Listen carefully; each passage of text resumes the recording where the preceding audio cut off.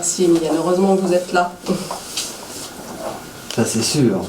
Rien n'a changé dans la maison de Jeanne et Léon Blum, à part les locataires. C'est l'atelier de théâtre Josas qui a pris possession des lieux pour refaire vivre l'endroit. L'ancien président du Conseil du Front Populaire et sa femme qui a œuvré pour l'éducation reprennent vie à Jouy-en-Josas.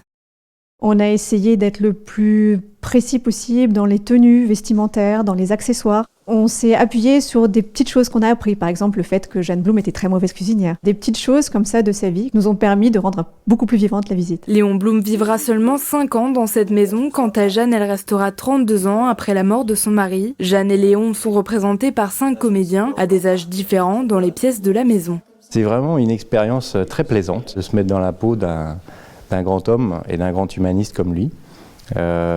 Parfois c'est même presque exaltant. Puis surtout comme on a eu la chance de le jouer au moins une vingtaine de fois, on a eu vraiment le temps de faire ce travail de bien rentrer dans le personnage.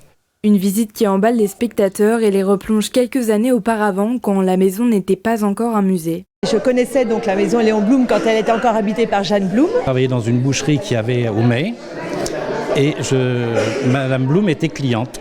Donc je suis venu, puis on avait sympathisé et elle m'a fait visiter toute la maison avant que ça devienne un musée.